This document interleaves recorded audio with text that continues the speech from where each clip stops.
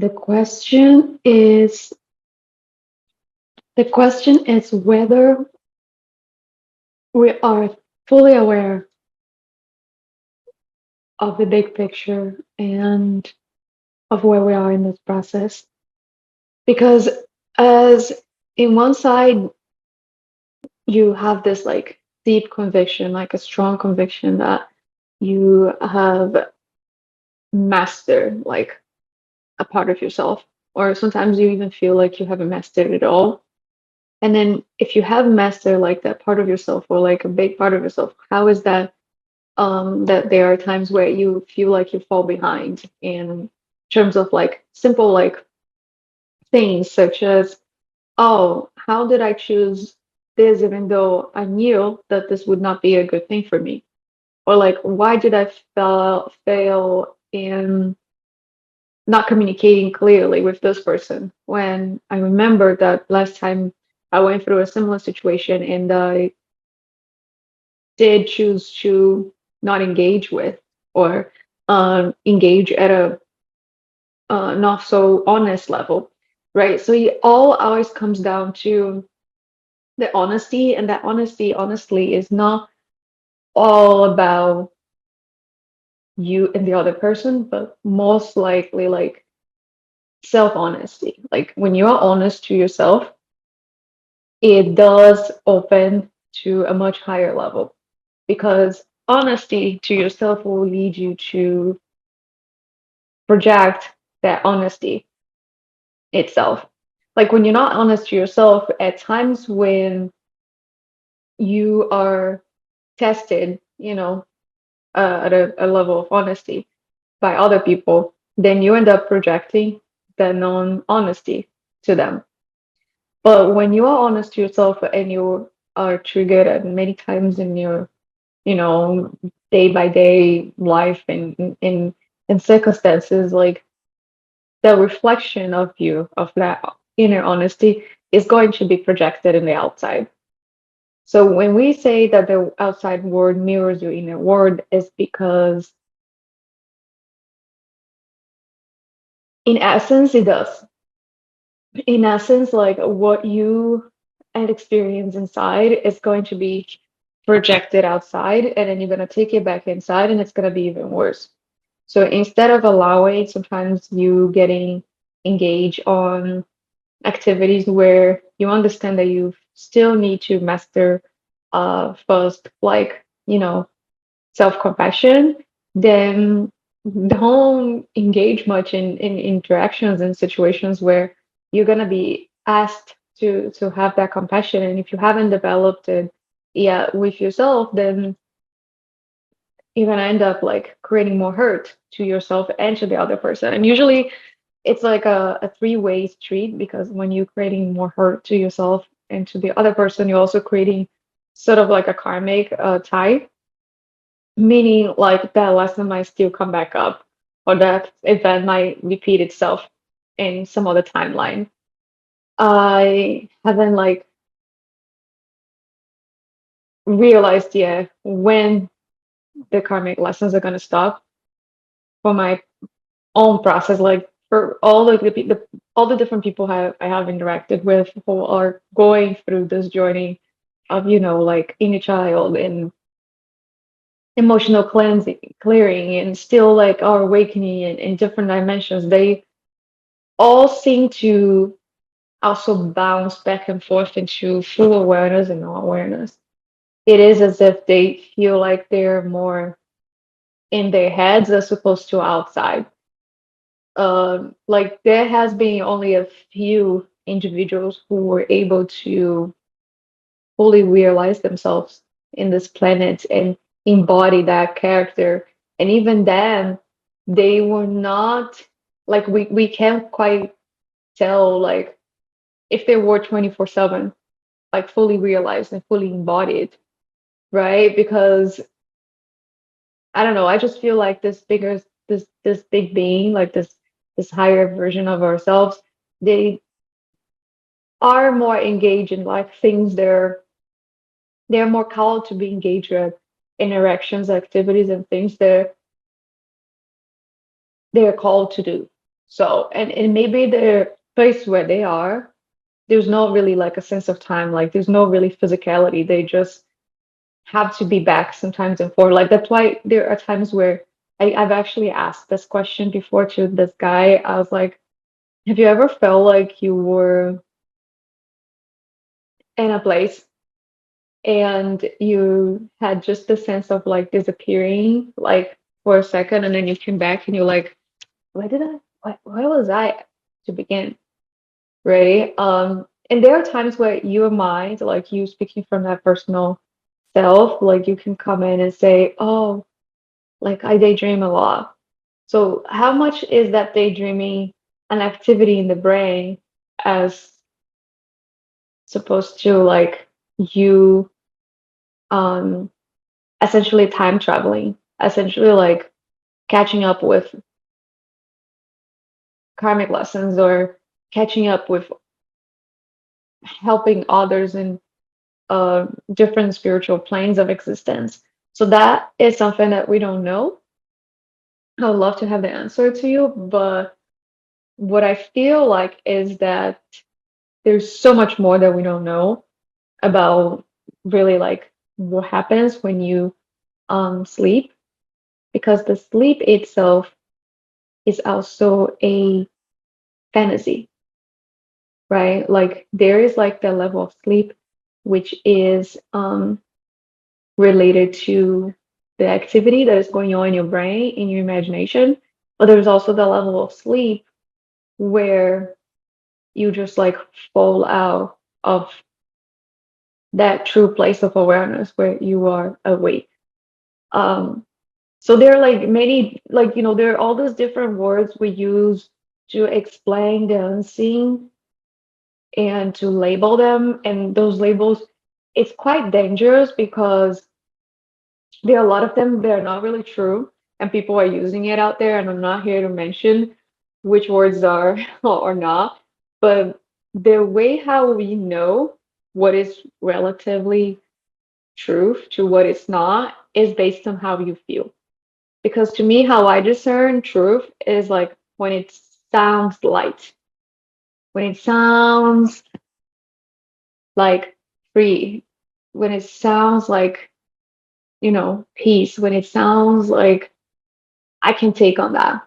Like my soul receives it.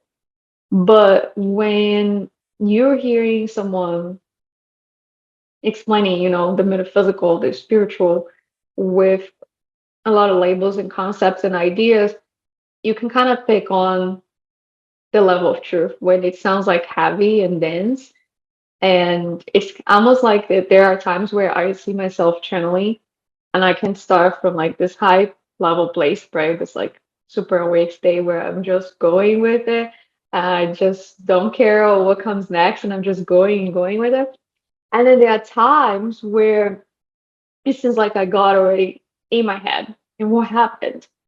That like something pulled my awareness out of here, like something pulled my soul to another place, and then the soul's not here, so it's just the mind back in the body, and the body is just full of density, and density equals like information, equals like concepts, labels, stories, ideas. So it does feel like that part of me is on its own.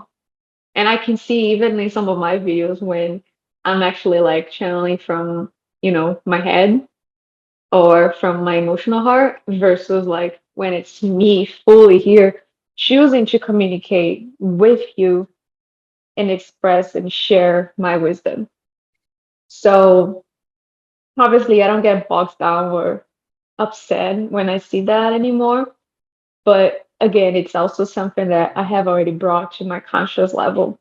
And the conscious part of me is conscious of its unconsciousness. Does that make sense? Um, so even those two concepts as well are pretty much interconnected and yet not related to one another because unconsciousness and consciousness are two different places. So, for example, consciousness is how I like to explain is like the whole. It's almost like, all the space in and out is the intelligence that is like functioning behind the scenes. It's something that anybody outside with their conscious will cannot stop it. Like someone with their conscious will can stop, for example, my mind from projecting something. So, like, when you say, "Oh, pray for me, please," like, it's literally like you are expecting that someone's not gonna fuck up your game. Because obviously, like, you are already capable of do all these things, but there are all these like forces, strange forces, and all these demonic possessions, and there's all kinds of beings, like all those beings coming from different levels of hell and heaven. And some of them don't have good intentions. Some of them haven't done the work yet. They're not ready to listen. They're not ready to feel that amount of power that comes from truth. So they get triggered in because everything seems to be light up and they're like out of the place. They're sort of like out of the program, out of the box, and they're not ready to, yeah, get out of the box. They still prefer to function like the machine, and they want to use that thinking mind. They are addicted to thinking. They rather believe that the voice in their heads is what they call themselves. And therefore, you know, there's nothing you can do about it. It's their choice.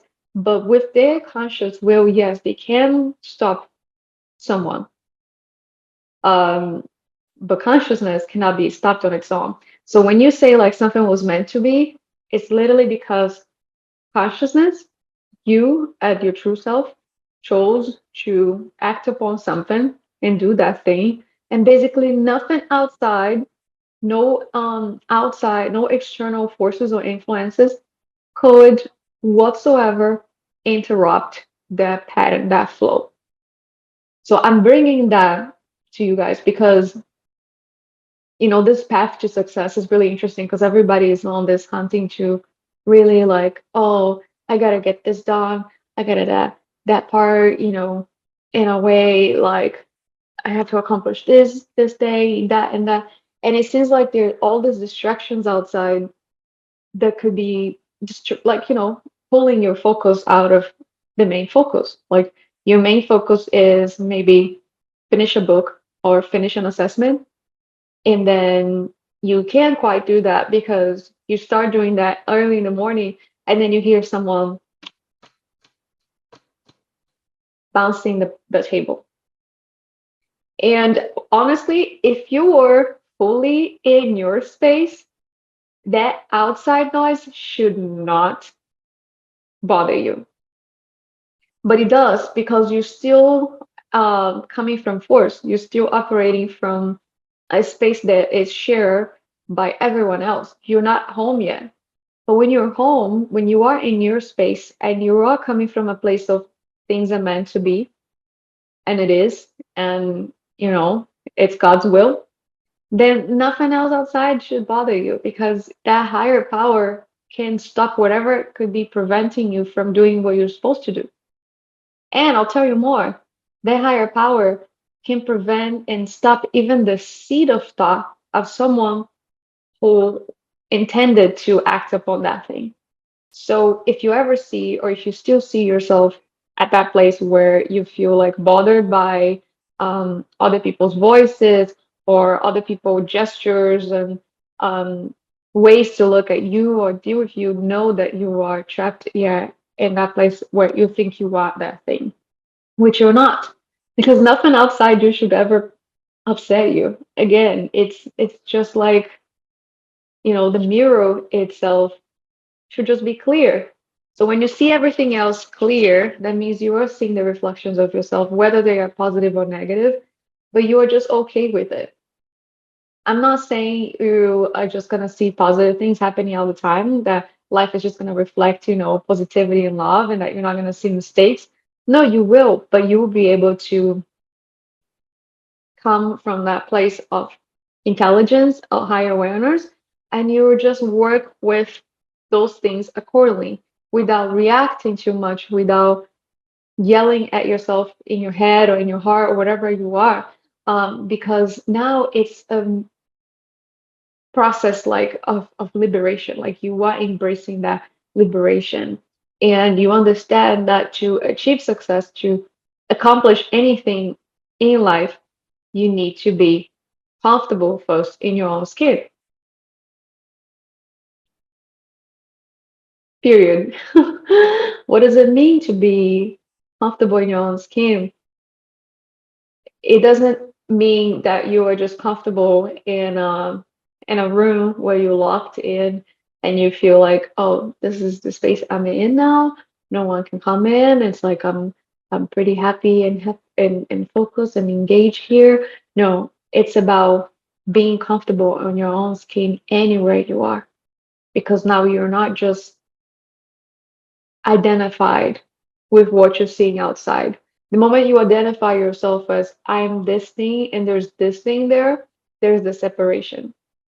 And that separation is what we call ego, is what we call the voice in our heads, is what we call the devil, it's what we call the enemy. It's what we all are dealing with, right? Because that part of you is also trying to help itself. It also believes in itself, and it's such a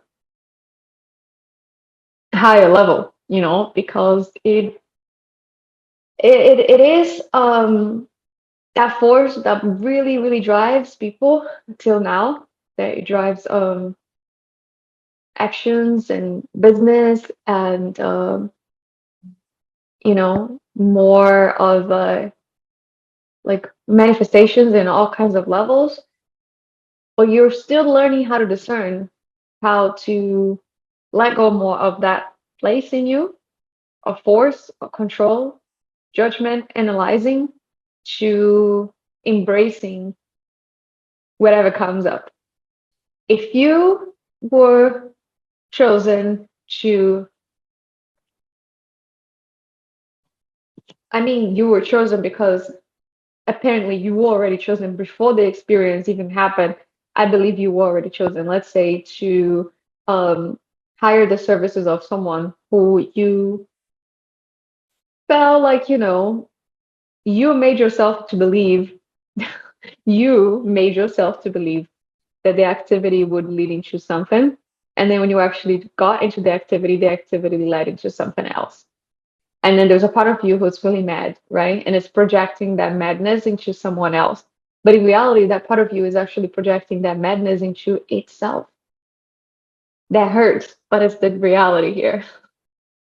So almost like, well, I drove all the way to see this doctor for this session. This is what I was expecting. And then, this was like what I was like sold into, because in my own heart and my own thoughts and feelings, what I had received before was that I would get this, and that. And when I got there, I got that, and that. And then you're mad.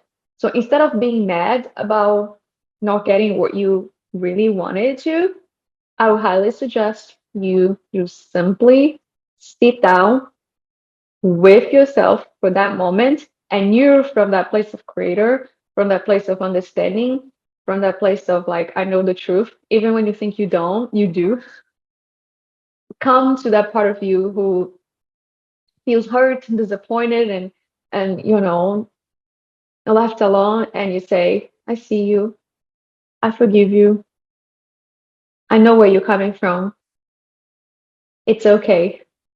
And then you just let the kind of like the wisdom, that intuition, just like it speak for itself, because nothing happens without a reason and without purpose. And ultimately, we are all each other's teachers. We're all students and teachers. So I'm playing like the student of life, and I'm playing the teacher at the same time among many other beings who are doing the same. So you just let it go. You release it out, and then you keep moving. Because a big part of like a big part of what you accomplish and when you get what you truly get out of life is when you really learn how to be in the present moment. And when you pray to be more present, you're actually more at a position where you can focus more, where you can accomplish more, instead of coming from a place of thinking, a place of looking back in the past or daydreaming about the future, because neither of those two places are actually taking you anywhere. Have you noticed when you spend some time just like daydreaming of the past, you just literally try to run away from the current reality, and like the current reality involves like making a tough decision or engaging on an activity that you know will please a part of you and at the same time will disappoint another part of you, because there's always that two-way street, like you disappointing and compensating another part. So when they're like, that whole dance of the opposites is, it's so interesting because you are um making one part of you happy, at the same time you're making another part of you sad. You are pleasing a part of you, and at the same time you're disappointing another part of you. You might be at a full state of liberation when you do something, and another part of you might feel enslaved and trapped into something else. So the more you bring attention to like how this opposites, they're sort of like bouncing back and forth, you start to realize how ultimately it's a losing game if you just keep like avoiding one thing and going towards the other, because you're always going to be disappointing one side or the other. So there's no way to just like say, I'm going to resist this thing and I'm just going to go for this thing, because when you do that, you are essentially killing a part of you. And that's why a lot of people get depressed, really, because they followed one path for their whole life while ignoring another part of themselves. Like everyone who you meet, you will notice that there's a part of them who you haven't seen. Like they may say, or you may say, their shadows. Like, oh, I haven't seen their shadows yet. I only see the bright side. But trust me, like we were all made just like Adam and Eve. We all have female and male energies. So maybe one side is fully liberated and realized, but there's another part that feels completely trapped and not fulfilled. And we're trying to deny this because we prefer to put out a front to the outside world and always show like our wisest, happier self. Obviously, me here as Maria to you guys, I want to bring in the best self, right? I want to bring in wisdom because you're going to listen to that part of me. If I come in here with the part of me that feels sick and depressed and identified with all those like mental labels that they call out there, you're not going to listen to it unless you have a really high level of compassion and openness to learn, to accept that you're also seeing, another part of yourself reflected through that part of me. Because again, the world is a mirror. So even if you get called to see a video of me speaking from that place, you would probably maybe you wouldn't be able to hold on and onto those images, into those truths that are also about parts of you. So what we do is we sit down and chill, because we are all in similar journeys.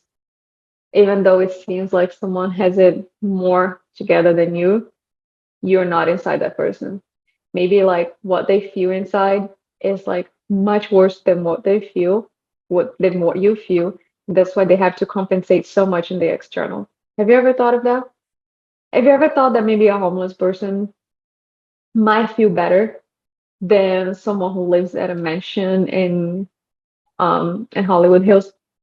You might be laughing right now, like this goes crazy. Did you have anything else before? How did you get high? Like, no, nothing. But I'm saying that because really, like, based on how you feel inside, you have to compensate more in the outside to make you feel better. So it's almost like, if I don't feel like paying, why do I have to do all these things outside? I just feel good like I am. Then I'm not gonna do anything to kind of like change my reality. Like anything I do, it's ultimately to change how I feel, right? Well, yeah, this is coming from an egoic place. So this thought itself and this belief itself also might come from a place of me that thinks and understands that life is all about just surviving, and like surviving not just like having food and a place to sleep, but also like feeling good. Like, oh, if I can feel good 24/7, I can just sleep and be anywhere. Like, you will notice there's a part of your consciousness that is always just searching for ways to feel better. Oh, but if I move to this place, I'm gonna feel better. Like, many of you will move to different places and jump on different activities because you are coming from a place of you that is trying to avoid pain and is trying to seek pleasure. So this game of run and seek is incessant. That thing won't ever stop if you continue to live from that place of ego, which is a place of service to self, which I'm not saying that you're supposed to fully deny yourself and not, like, take care of your health and take time to, pursue and learn the things you need to learn to become better or more fulfilled, but it's a balance. It's always a balance between service to self and service to others. So you're serving others by engaging in an activity that you feel seem extremely excited about, and you know that it's contributing somehow to the person's growth. And this might be a hard one to even like tap onto, and I knew that this is exactly what was supposed to come because it's gonna kind of bring up, the work I'm doing with, as a soul development mentor. But it also takes time to really realize and find the activity that you truly love and that it's more related to helping others than to helping yourself. This is like a topic that I've been studying and listening and reading about for the last few years. And based on my own experiences and observations of all the material that I have studied and analyzed, um, my conclusion is the following. One, some of the activities that you think are service to others are actually more service to self. For example, someone who chooses to work as a banker, they may think like, oh, I'm helping, others to to improve their finances. And without my work, without my skills, without my banking skills, I'm not able to, without my banking skills, without my role of a bank, like as a banker, like people cannot put their money in the bank or come up to me and ask questions and they can be helped uh, other than anyone but me. But then I would say, well, nowadays with infinite uh, with AI, I was going to say infinite intelligence as AI. That's interesting because, like, at what point maybe infinite intelligence and AI could be similar, and yet they are.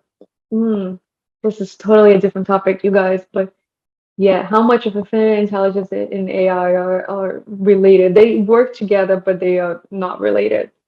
Um, but yeah, so you may think this is like a service to others, when in reality, like you are replaceable by robots, by technology.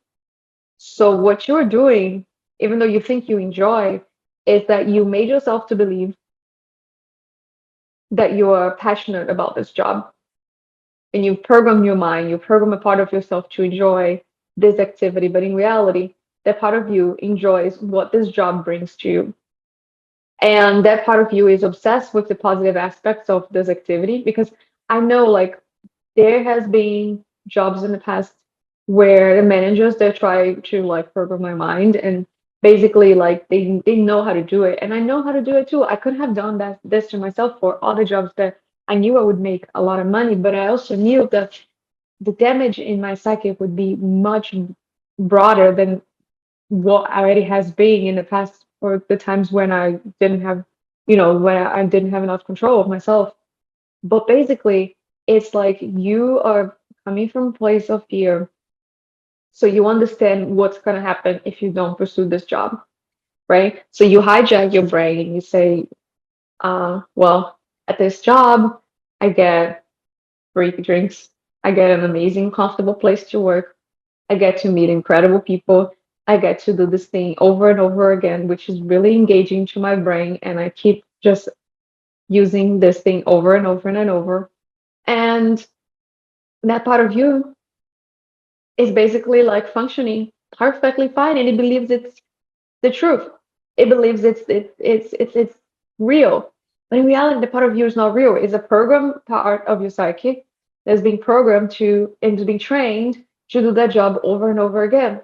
And where are you there? You are in the other side, or you are inside that part of you, but you are not that thing, because that thing is just made of constructs, structures, and concepts over that run over and over again, and is repeating itself. There's nothing new coming up from that place. There's no true essence. Like, and you know that the true essence is when you meet someone who brings that true essence. When you see a musician engaged in an activity on a stage full of passion and creating and evoking all those feelings and making everybody feel amazing, like you understand that that's where the truth is, because you see someone who is fully embodying their passion and their purpose, and on stage and doing their own thing, making many other people happy. And then you compare to someone, like I said, a banker, someone who's sitting at a table and is talking to the other person about things that they have heard over and over again,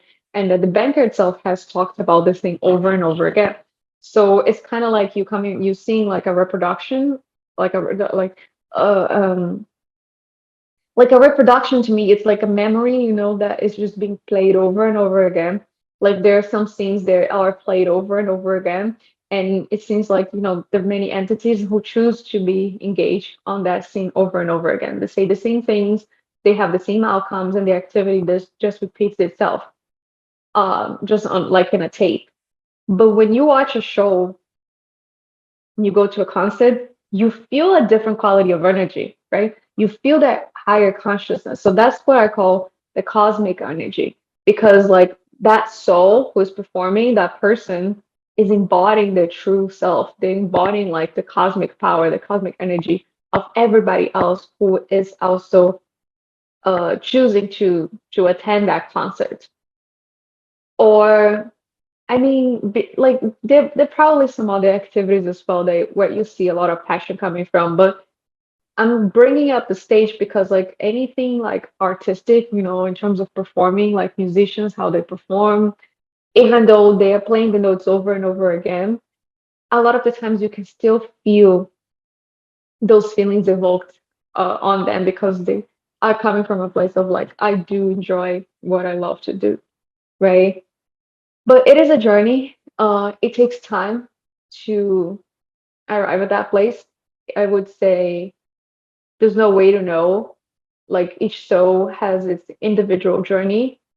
And when for some people it takes maybe like 5 years after their 20s to figure out their purpose. For some other people it takes 3 decades. Because they keep switching in different activities. And in reality, it's not that they are switching activities and jobs and things like that. It's just because inside they're still going through that process. The energy, that soul is still awakening and going through its own thing, and still waiting for the time to fully manifest itself in earth. That's why me as a person, I try to not hurry when I feel like my soul's not in me. But I also like to take time to slow down when I realize it's not me. When I realize that I'm trapped in my brain, I'm coming from a place of like enslavement, or being trapped, or programmed, or in my head. Like that's another word just that we use, right? Like, oh, get out of your head. I mean, it's not that simple to just get out of your head. Like it's a process to embody who you truly are. Maybe the word is not get out of your head. Maybe the word is be yourself. But being yourself also, it's not enough. Like you say to someone, be you, because you're hoping that person's gonna come out of it, that soul's gonna come out of itself. It's gonna like, fully embody themselves, and really come from a place of love. That's not enough. But I would say embody or come alive in the name of Jesus. That's why we use all these different prayers also, right? Come alive. Because when you're not alive, you're dead. And even when it seems like I catch myself at times when I'm just focused, I'm just using my thinking mind, my thinking brain to go from one thing to next. I know that thing is what has ruined a part of my psychic, that it has brought me to hell. And it's kind of like addicting. Okay, it's addicting because I was doing this for so long and I didn't see results. So that was frustrating, right? So that led me to frustration. Yes, I learned how to become more technical and how to master the computer, but really just what about what's good on just mastering a computer and being so good at switching tasks and using different programs? Like maybe I just wish I had spent that time into mastering one thing. But because I did grow up with my own limitations on and thinking that I had this thing called ADHD or this disorder or that disorder, like that identification of that identity self of that ego with those labels made it worse. Because the more you believe in something, you know what happens, right? But then the moment I started to believe that that my HGAD was healing and that I was becoming more focused and capable of like writing for 3 hours in a row and recording like two, three songs in a row and making a video and editing and distributing it on the same day, or like of working for 4 or 5 hours and generating this much income, this much amount of money just by being engaged in the activity. Like the more I started to believe in that feeling, that energy just kept raising up and up and going higher and higher. And that was when I saw the difference. And I started to understand, like, oh, okay. So when I say that I feel good, it's better to say that you feel good, even when you don't feel good, because then you start to feel good. It's better to say you feel good than saying I'm okay. Because when there's a whole trap, right, with like your words and how people are redirecting your attention and your with their questions and they're affecting how you feel all the time.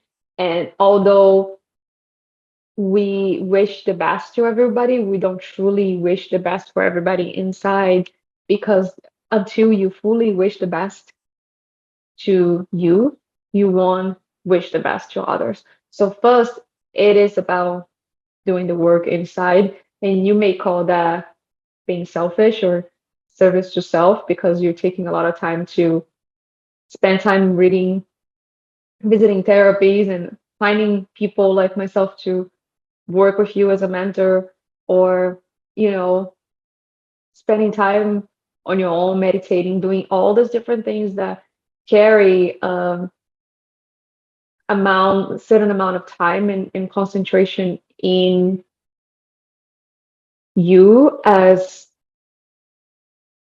the totality, but ultimately you will realize that all this work paid off and you will fully tap into self awareness and service to others. Until then, you enjoy the process, you love yourself, and you just flow with life, because flowing and growing and glowing are all related and connected. So, thank you.